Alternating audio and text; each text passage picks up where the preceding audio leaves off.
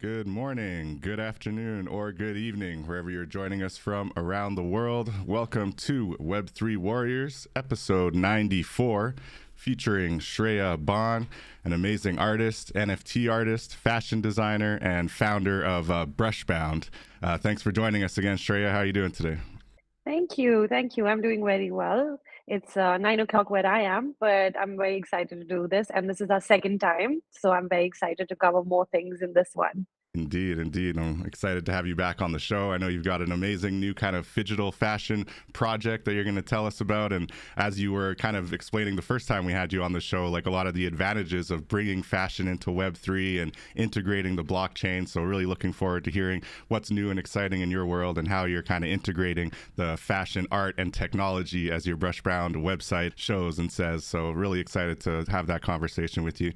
And yes, thank you everyone for joining. My name is David Karoma. I go by Chrome in the metaverse. I am the host of Web3 Warriors. And as we just mentioned today on the show, we're going to be talking about how fashion can utilize Web3 and blockchain to really take things to a new level, create new level of engagement with their collectors, with their fans, with your customers, and also have a new level of accountability on chain, right? So when I look at this topic, I think there's three kind of main areas that become really advantageous for fashion designers and really anyone in the fashion business and why they might want to embrace Web3 and blockchain. And I'm definitely looking forward to picking Shreya's brain about this. So the 3 points that I've looked at is, on one hand, the sustainability conversation, right? And the ability to be able to actually track your items from the initial kind of source of the supply and all the way through to the manufacturing and to the selling of the item, and being able to actually know that it was sourced ethically, being able to know that there were fair wages paid for the labor, for example,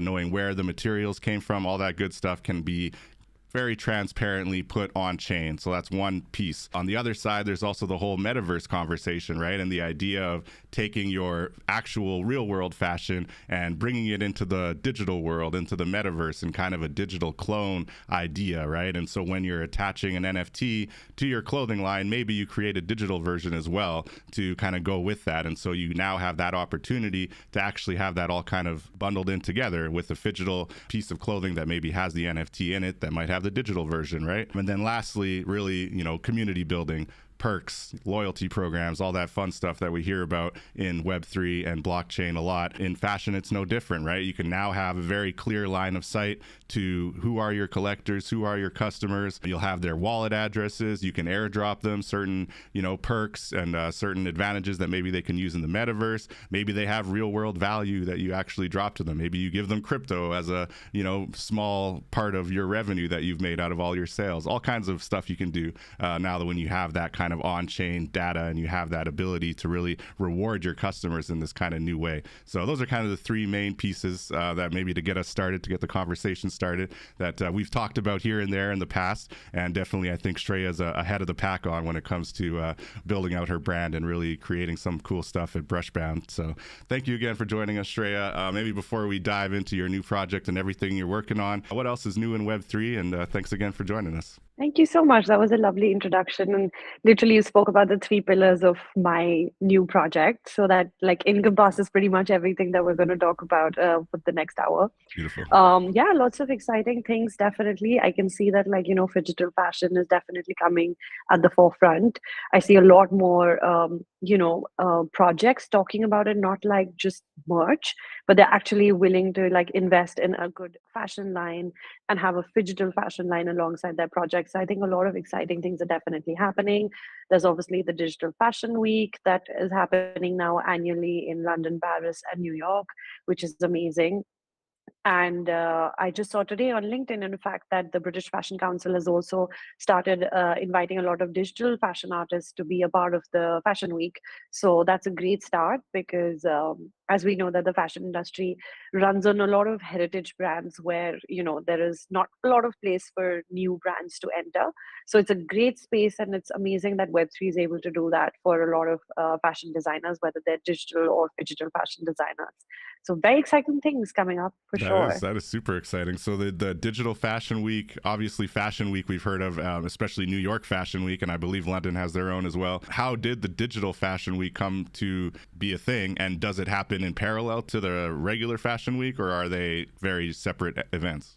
Yeah, so they're actually separate events, but it does happen around the same time that the fashion week is happening. So, like, maybe not clashing on the same days, but like similar to that particular week when it's happening. And I attended it last time, I think for the first time in London, and I got to see like a lot of there were a lot of production videos that go in the background, when the models are walking, and there were all these production videos that were completely conceptualized and made using AI.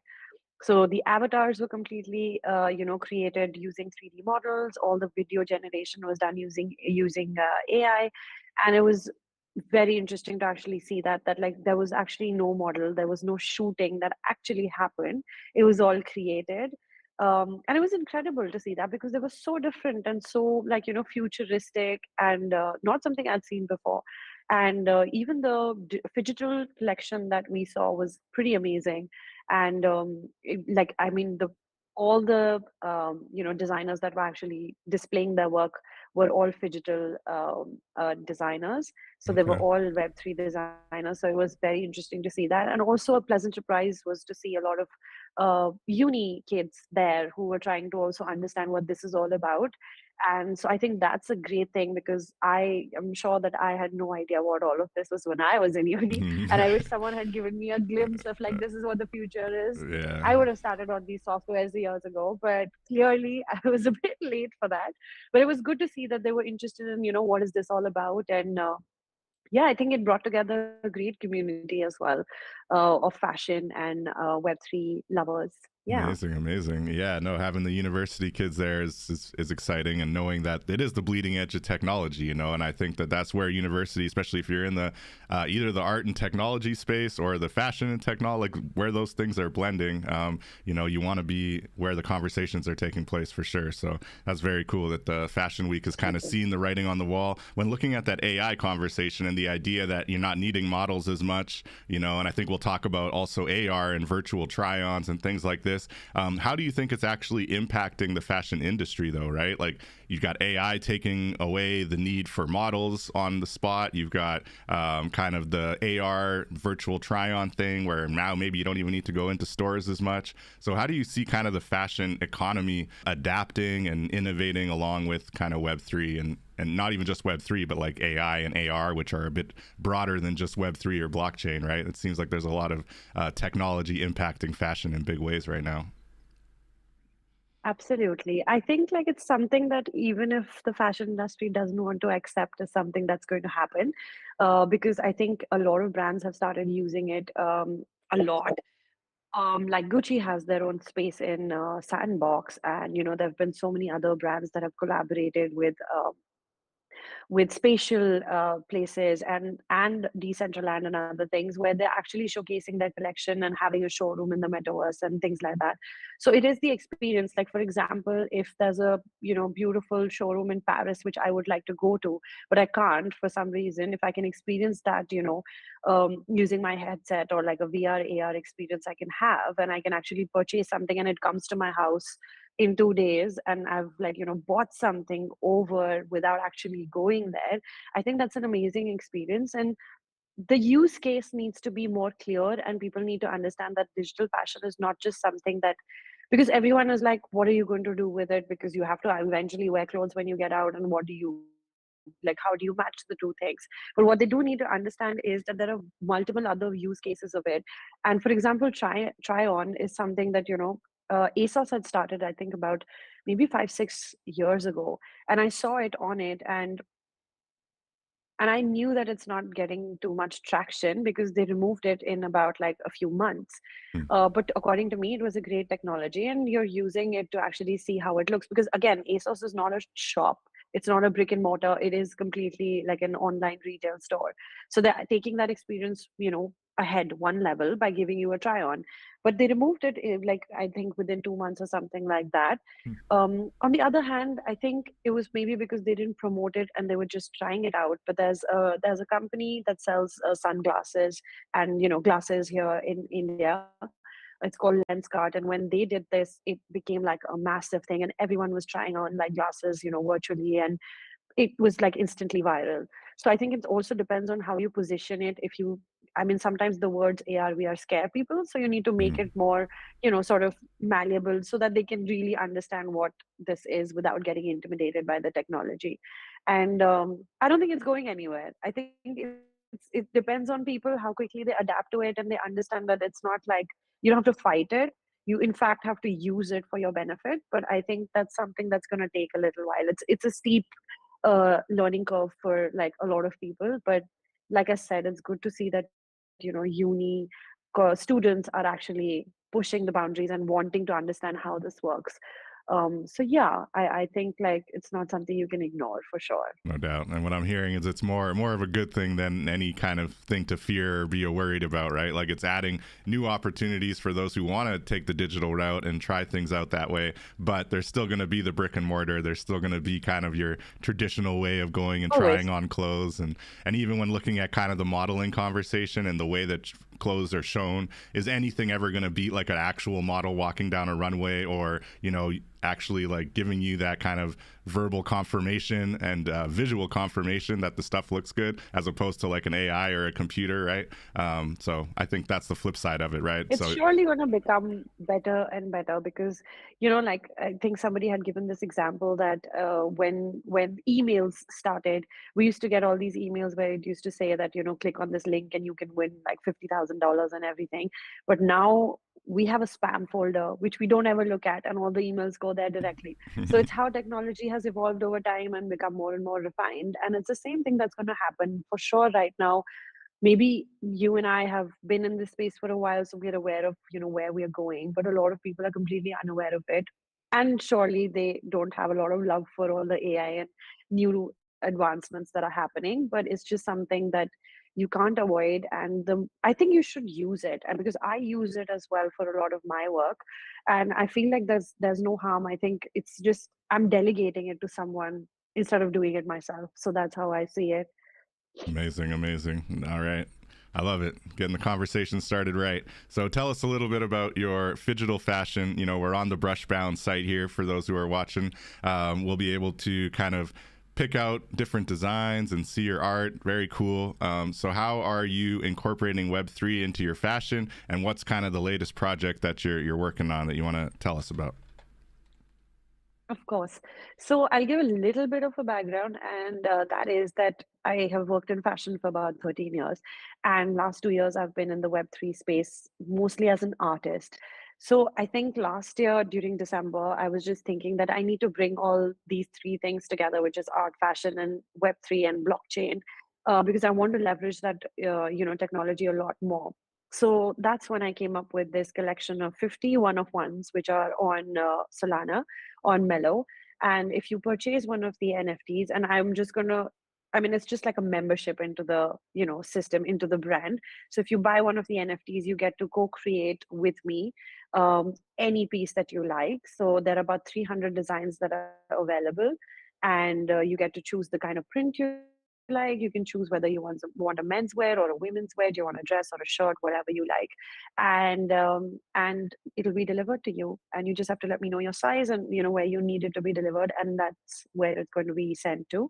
And they all come with like an NFC tag so that you can see like all the instructions, like from the wash care instructions to where it was made, and some process of like some pictures of behind the scene as well, so you can see all of those things. And so I really wanted to incorporate that as well.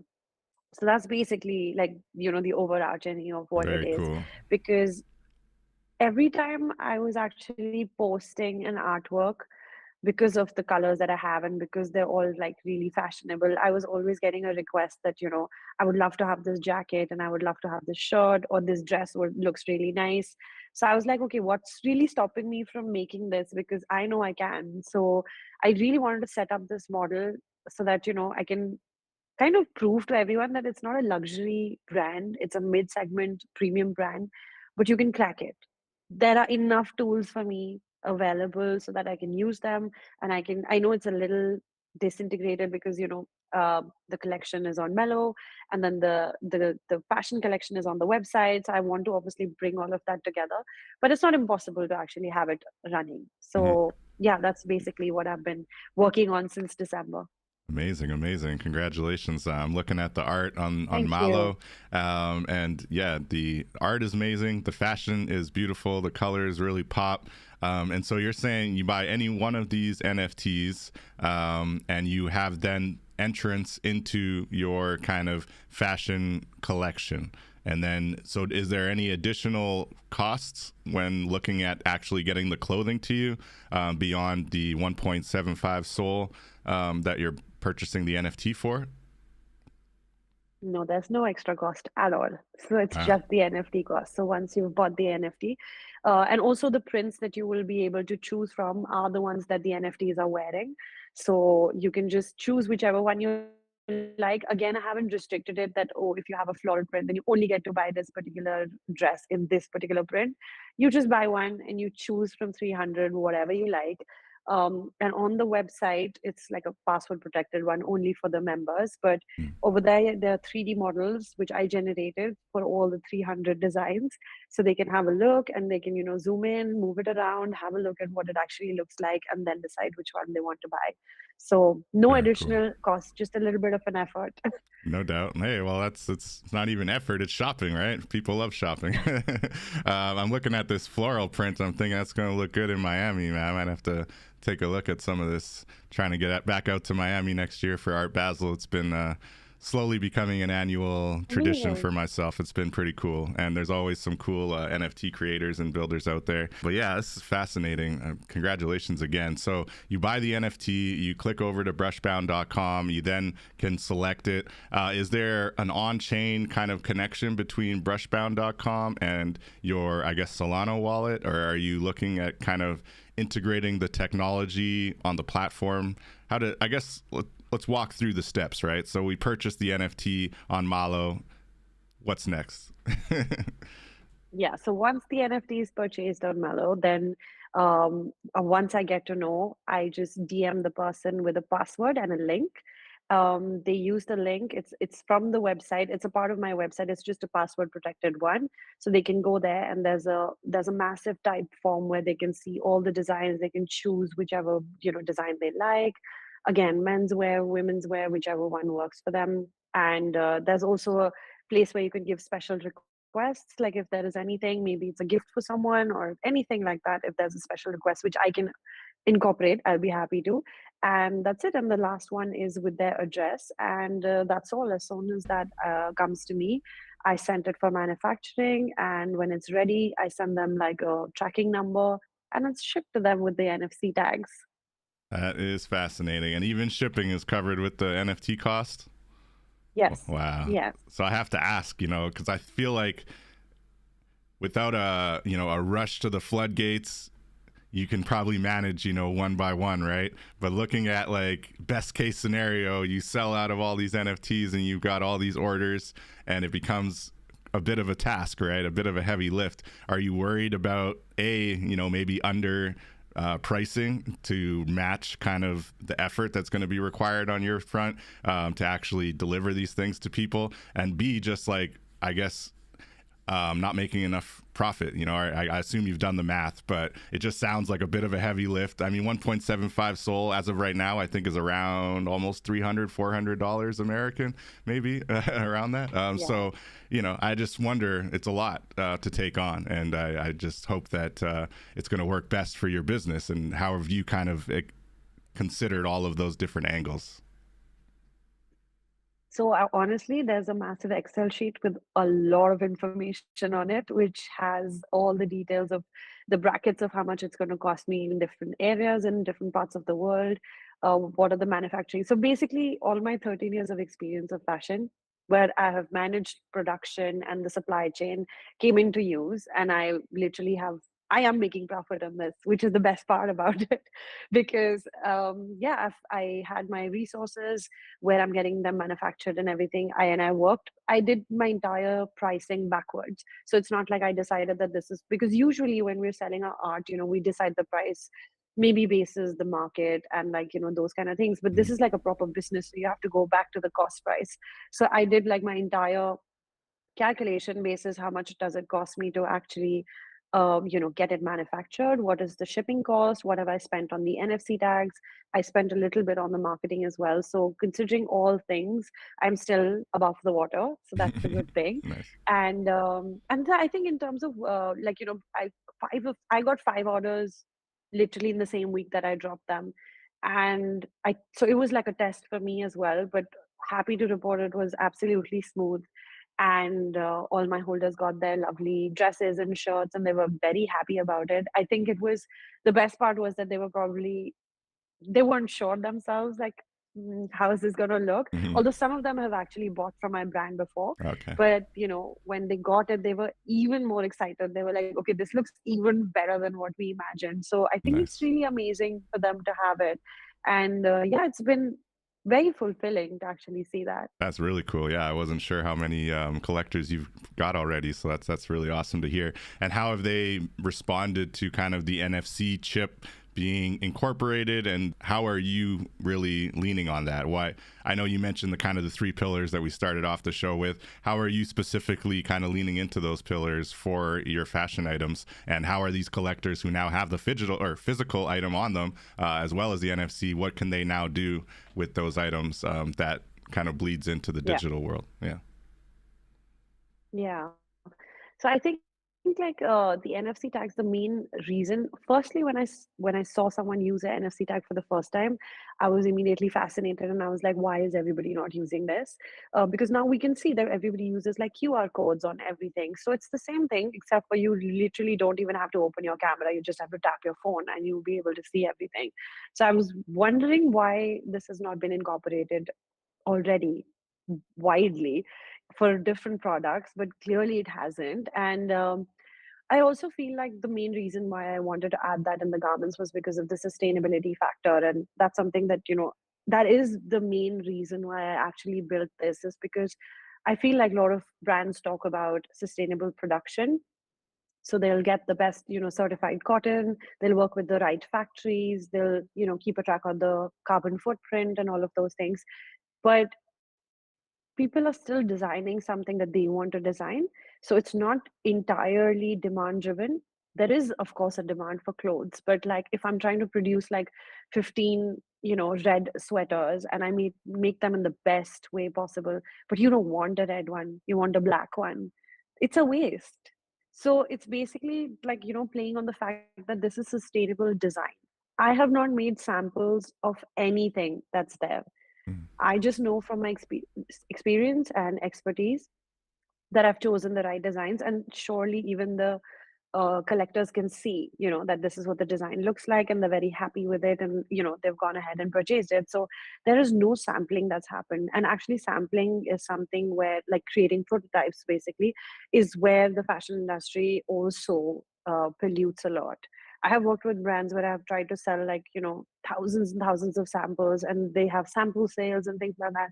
You can never get rid of them though, because you've created something that was never required. And maybe you just thought that I like it, so everyone will like it, but it doesn't work like that. And that's why I wanted to build this completely basis the demand.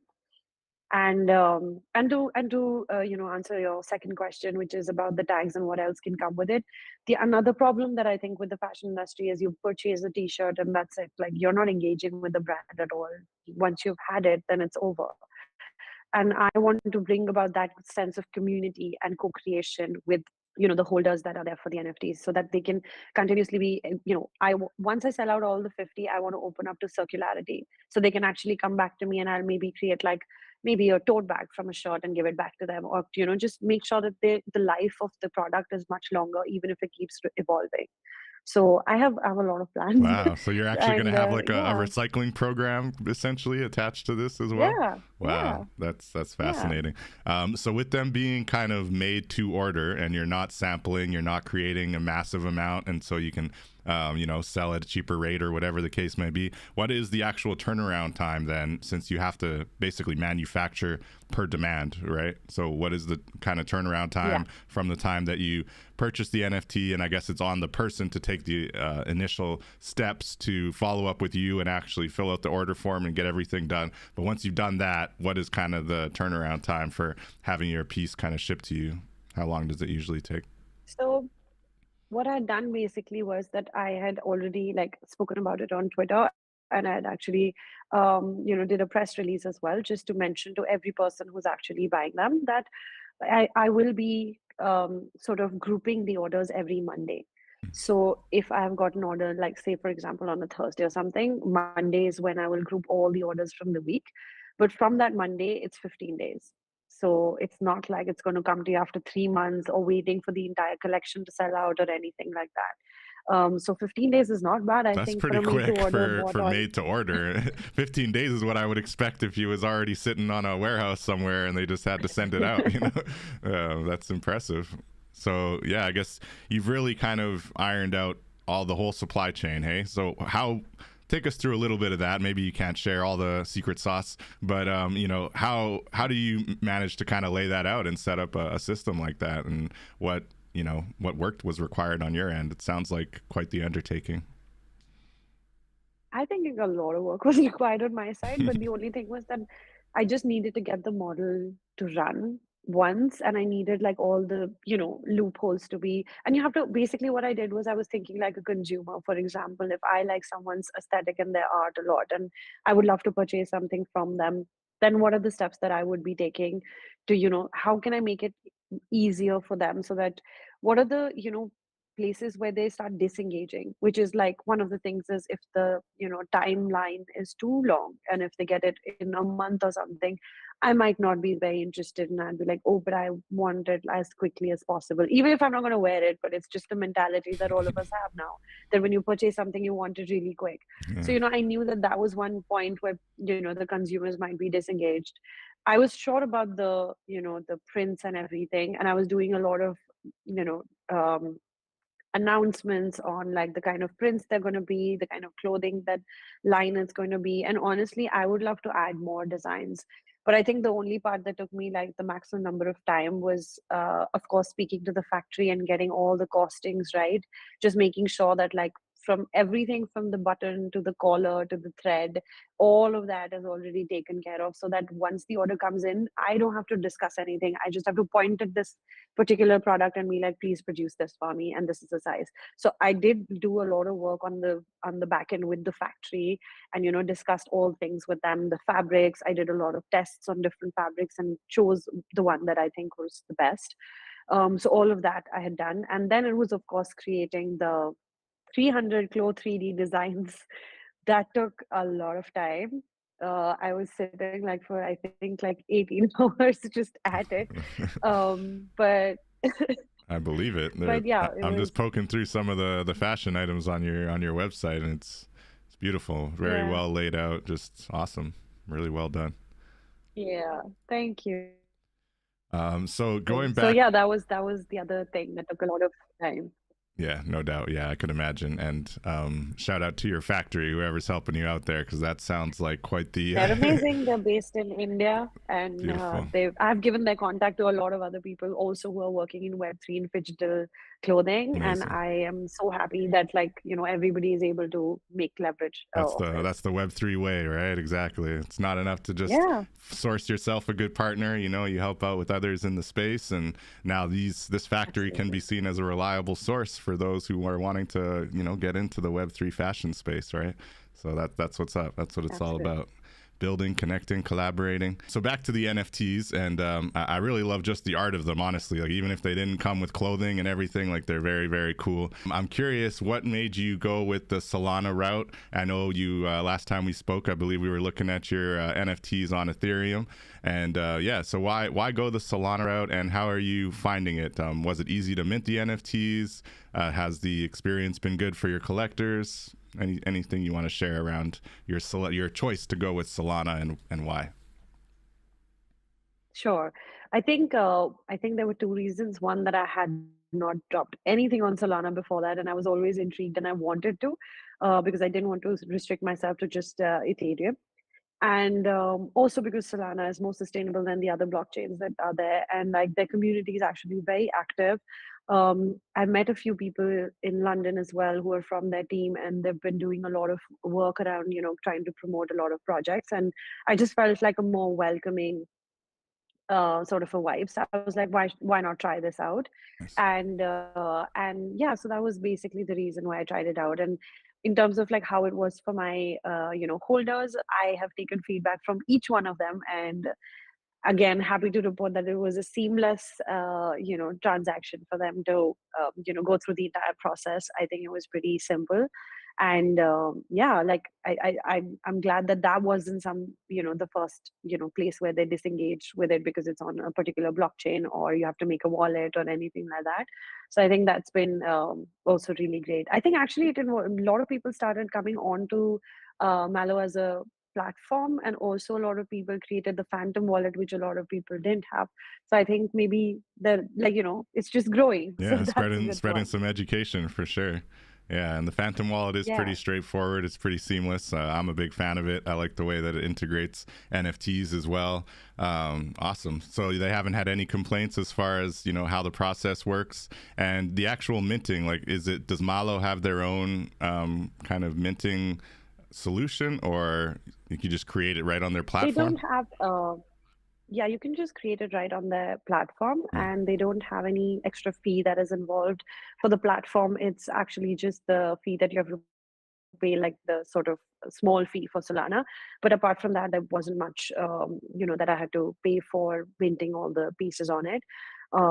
Yeah, it was actually quite easy. I think I did test one, so I dropped one like about half an hour before the others because I was just checking it out. Nice. But yeah, I don't think there was any problem on that front. I think for 2 years we've been minting on so many different platforms, and that's the part I was not worried about. No doubt. But it was the rest of it. But yeah, but it was pretty simple for everyone. And do you think for this part of your fashion line, for part of your brand, you're going to stick with Solana for kind of the on-chain stuff? And what about your NFC? Is that also on Solana, or is that a different type of token? So I collaborated for the NFCs with this company called Uniquely, and Hmm. I actually have been like I know them for over a year now. I have been engaging with their team for a while and have recommended them to other projects as well. And so they have the NFCs on Polygon. So all the information is available on that. And working with them was also absolutely seamless. It was really not any issues to work with them because all the particular made to order pieces all have a different 3D model on them, and all of them have a different description. And have named all the whatever orders come in. So in case like if you buy a shirt, so and it's the first one in that particular print, then the shirt will be called David's shirt. So it's going to all actually say that. So all the holders actually have their own like named dresses and shirts, so they can see all of the description and everything on the NFC page. Wow, that's very cool, very cool. And so the NFC, despite being on Polygon, can kind of look and confirm that they have the token on Solana, and once confirmed, basically approve the purchase and all of that. Wow, fascinating. Yeah. And so, what has been kind of the best feedback that you've gotten so far from your collectors, and what is the kind of overall sentiment of doing this as far as incorporating NFTs into your fashion line? Is it what's the general sentiment from the market, I guess, is my question, because I'm feeling like it's like you said, a lot of people just don't want to talk about it. Maybe you even mentioned having people who have purchased other fashion from you wanting to support you essentially and order it this way, right? So you said that you kind of thought about the points of friction ahead of time and you tried to make it as seamless as possible. Has there been, whether good or bad, kind of feedback as far as like on the technology of what you're doing from your collectors or buyers? Anything you want to share? I think I think so far it's all been great, and like the whole purpose of my art and my clothes is just to make people happy, and that's all Nice. that should happen because I'm using all the colors, and like there's so much talk about dopamine dressing these days, so it's good to know that like everyone who purchases it is actually really happy with it. And so far that's been the feedback. But what I'm looking to do next is actually try to get the technology to be a bit more refined. I would like to have like a wallet integration on my website, and I would like to actually have a just sort of bring together all the different so that they don't have to go to different places to actually understand how it works. It can all be on the website. So that is something I need to do next, and of course it's a lot of work again. and I'm actually looking for a co-founder or like any sort of investment if everybody, whatever people think about, like either or works. But I think like I can scale it to another level, and there can be like a much bigger collection, and like I said, the technology can be a lot more refined and everything. And honestly, I didn't do any extra marketing for it. Like I was just talking about it on X, and just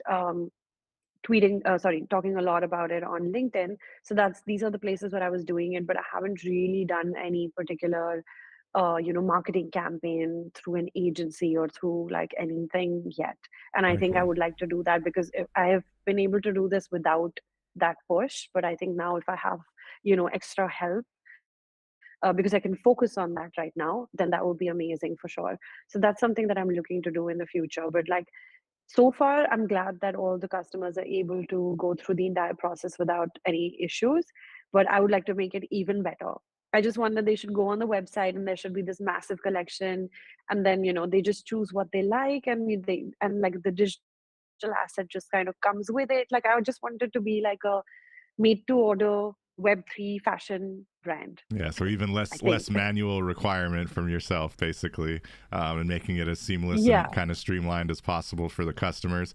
And I could see a future where you integrate a Phantom wallet and have the ability to actually token gate certain corners of your website, essentially, right? And be able to, like, if you're holding our Yeah. NFT, you can log into this token gated access and then make orders and have all that kind of synced in. Yeah, I could definitely see that. Dopamine dressing, I hadn't heard of that. That's pretty fascinating. So that's just the idea of like using bright colors and That's my bread and butter. yeah, spreading positive vibes through your clothing. Is that basically it? Yeah, that's basically a new trend. Like, how minimalism and like a lot of like, basic tans and like nude colors and everything. This is what was in, I think, around just before COVID. But Mm. because after COVID, people just, there was a lot of revenge shopping. There was a lot of things that happened that people couldn't do for 2 years, and then they just went crazy with it. So dopamine dressing was actually sort of a product of that people were like, now I'm out. I want to be happy. I want to wear bright colors, and I want to really embrace it. So it's quite the ongoing trend right now. So we are on point with the spring and the dopamine dressing right ahead of us. There you go. There you go. You're trend setting on the wave, riding the wave for sure.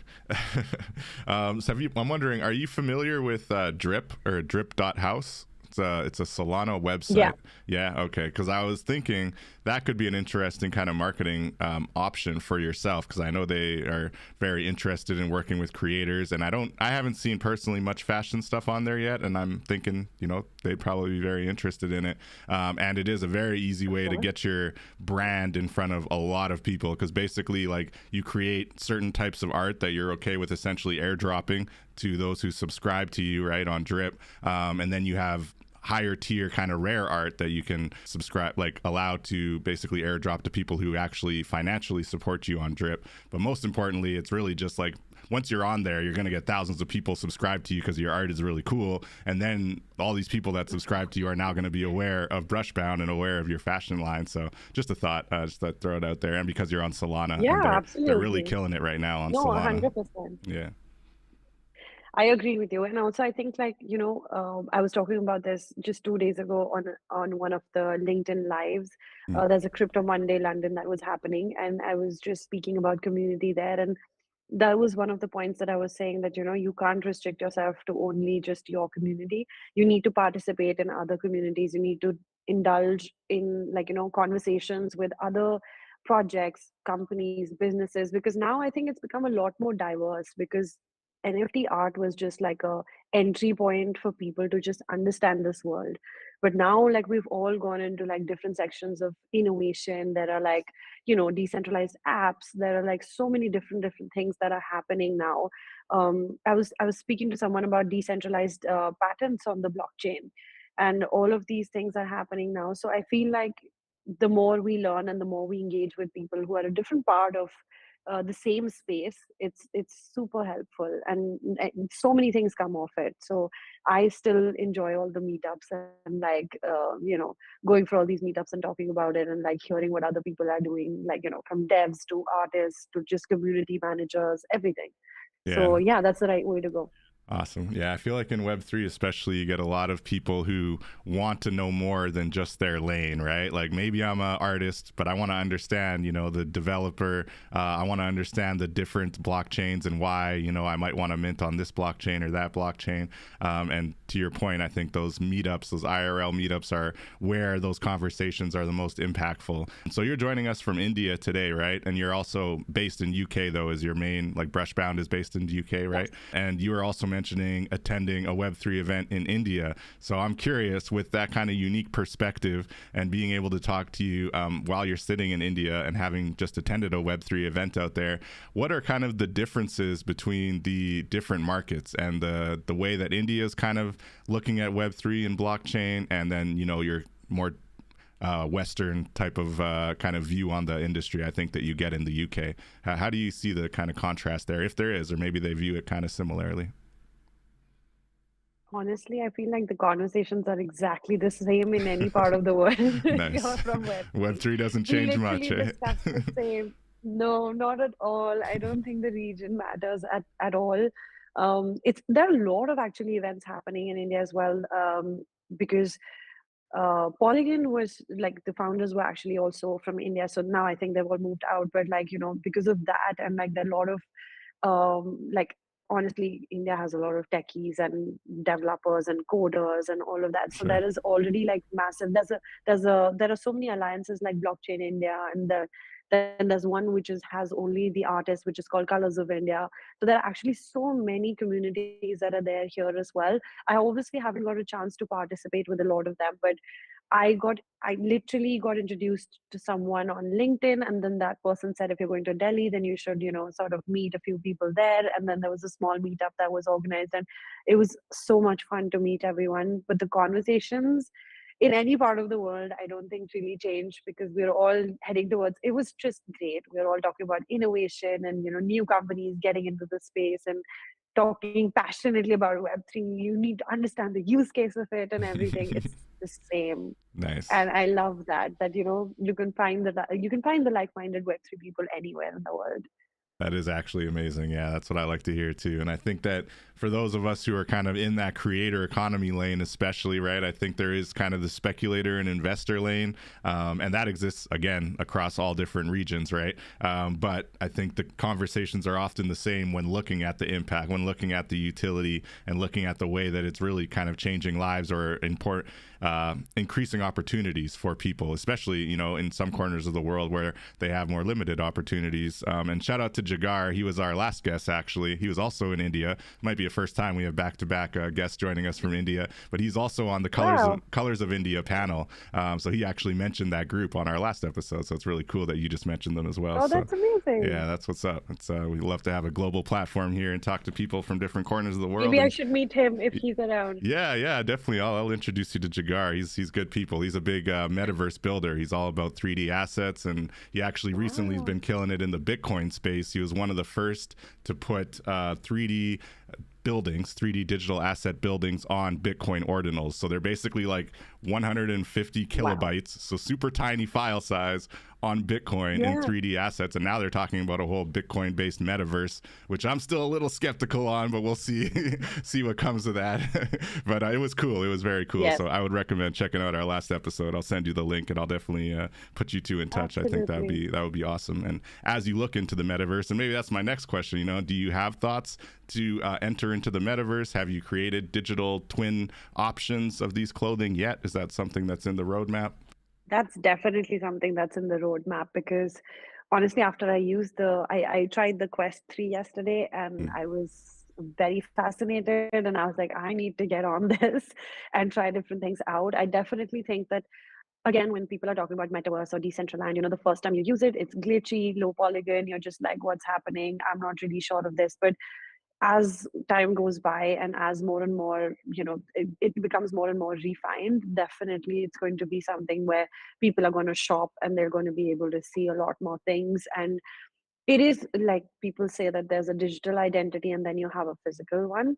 So definitely, even for my brand, that's the next thing that I wanted to do.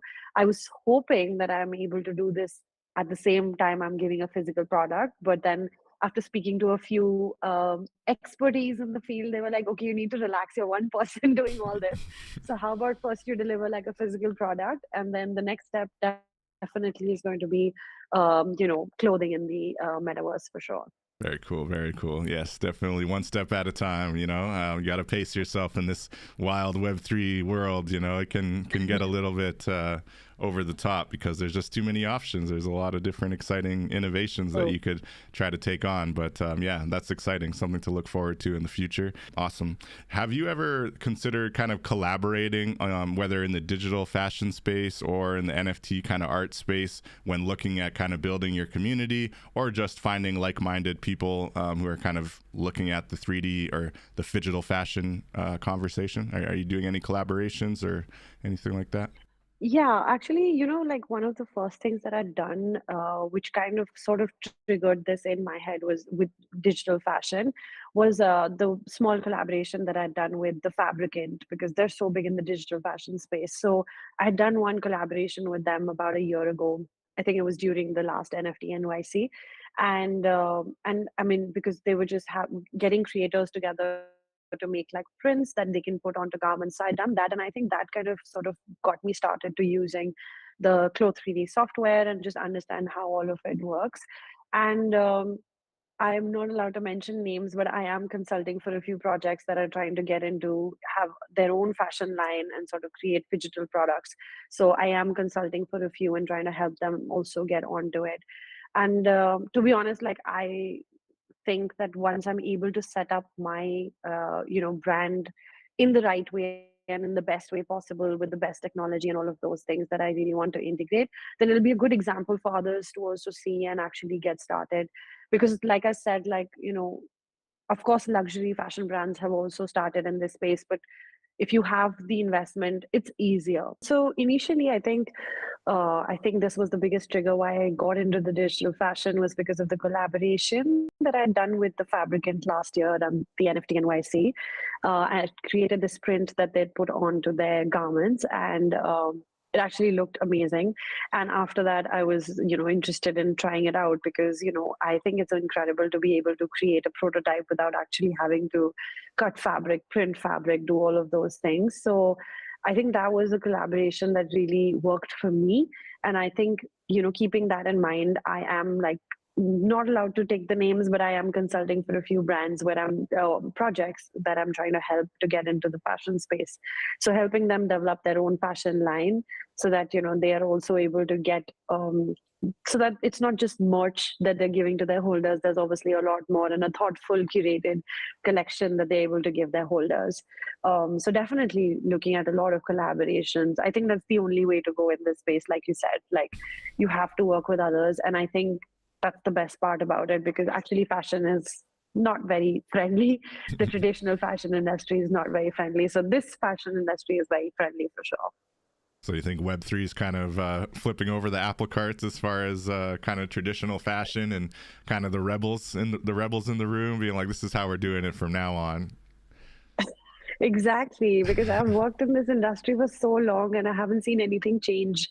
And I feel like if I was still doing like the same thing, I would be a very unhappy person. So I'm very glad that, we're changing it up and there's a new way of working and it's working with everyone. And I love that about the industry for sure. Nice. Thanks to Web3 for doing that. That's what's up. And how are you feeling about Web3 in general right now? Like the NFT market is, seems to be kind of in a steady, relatively, not super excited, not like, hype of 2021, 2022. But even as crypto seems to be, turning a corner, are we going to see the NFT markets turn a corner? Or to your point and to your project, really, is it just about, maybe the mystique and like the fascination around NFTs, like and getting rich quick and all that kind of narrative around it has subsided? But the real utility, the real technology is just starting, right? Is just getting started. So how do you feel about the market right now? And I guess that applies to both your fashion and the art that you have on chain. But yeah, how are you feeling about NFTs these days in 2024? So I definitely think it's good to see the numbers going up, and it's good to see that we are out of a bear market and probably headed towards a bull market. Actually, I would assume we're kind of almost there, but like, yeah, I don't want to jinx it, but Yeah. like, I think we are there. But I think the good thing is that again, I think it's just, the spotlight comes back. And also, I feel like it's not like the spotlight went when the NFTs and when we were in the bear market or the NFTs were not selling. I feel like a lot of people were questioning it at that time also. But as they say, like, any kind of publicity works, whether it's good or bad. So I feel like people haven't forgotten. And now that we're back, a bit, like the volume of NFT trade has gone up and like a lot of exchange has gone up. I feel like everybody's again like, oh, so like literally the questions have changed.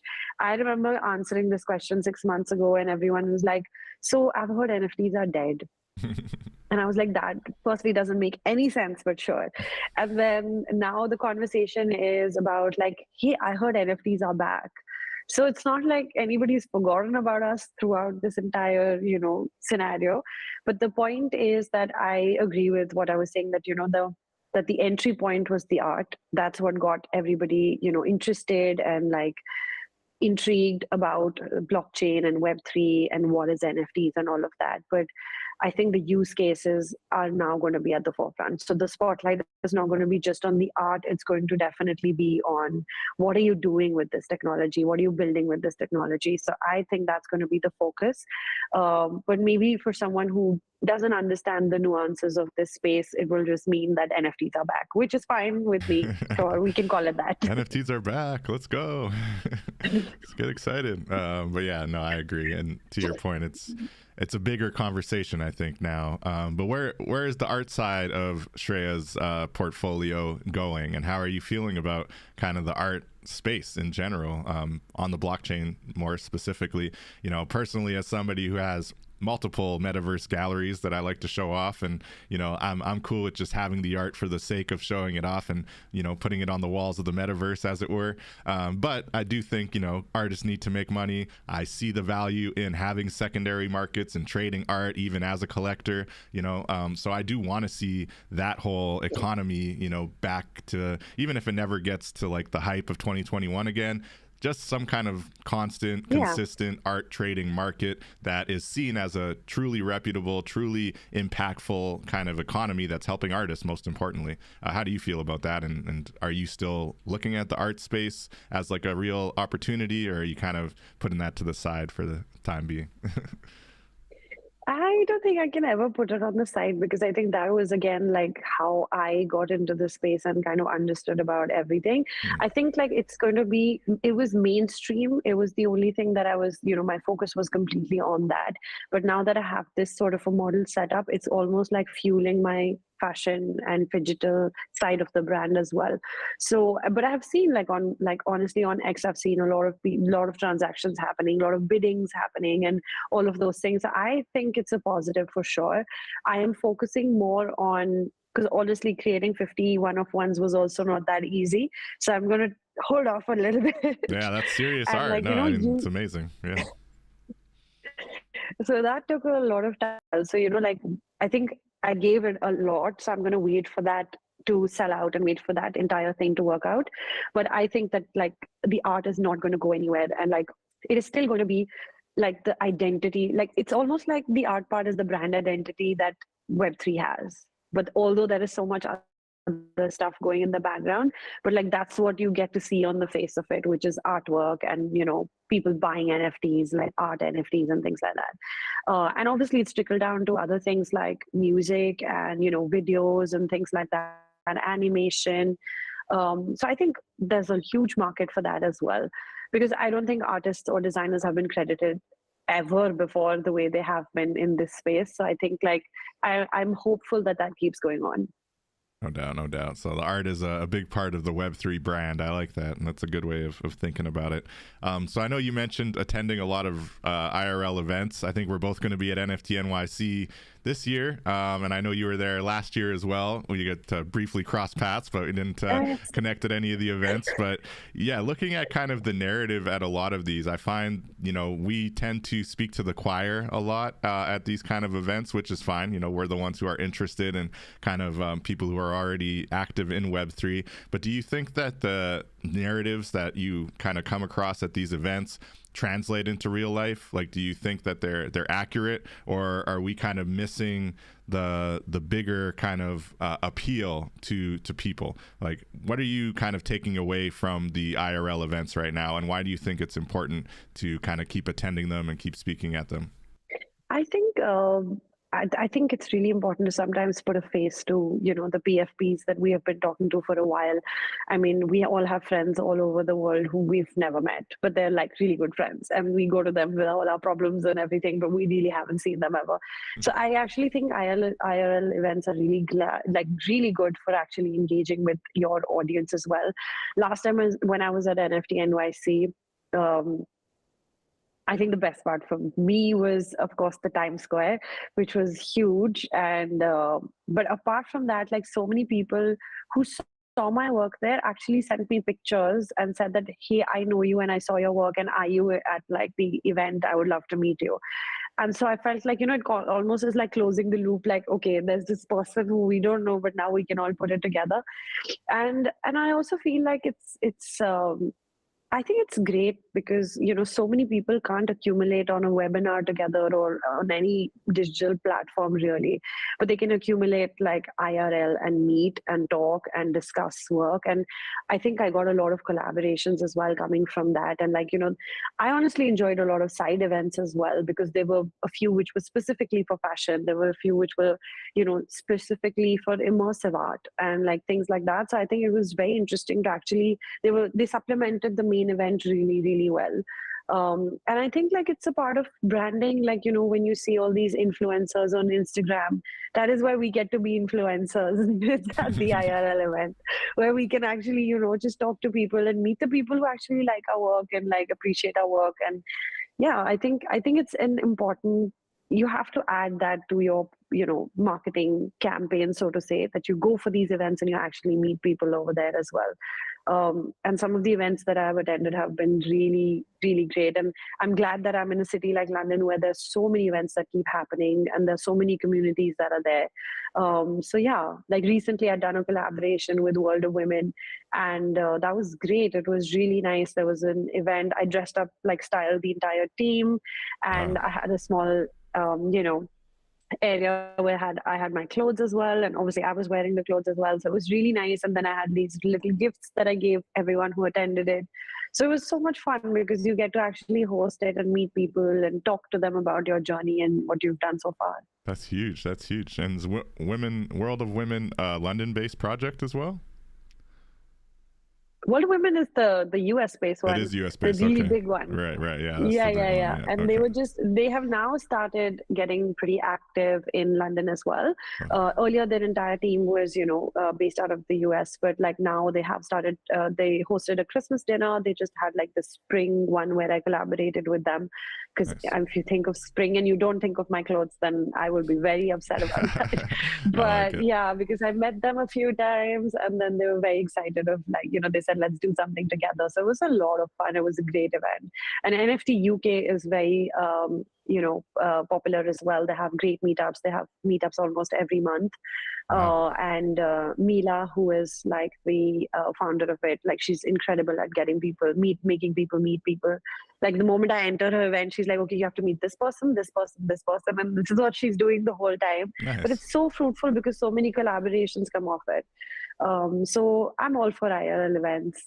That's what's up. That's amazing. Yeah. And I definitely resonate with what you're saying about the satellite events. This is going to be my third time attending NFT NYC, but my first time actually, being able to speak at the formal event at the convention and having an actual ticket myself to the convention. Although I always managed to sneak my way in the past, but, but it's pretty cool to have access this time around. But in the past, I have enjoyed the satellite events definitely more than my brief time kind of walking through the conventions, which is cool and definitely good for collaborating and networking. But the satellite events, I think, are where the real fun happens. And it's also where a lot of the brands like to give back, right? You get a lot of free drinks, you're getting a lot of just access, and a lot of the artists want to be there. So you end up crossing paths with a lot of cool artists like yourself and others in the space who kind of have a name for themselves, and you end up meeting them, IRL.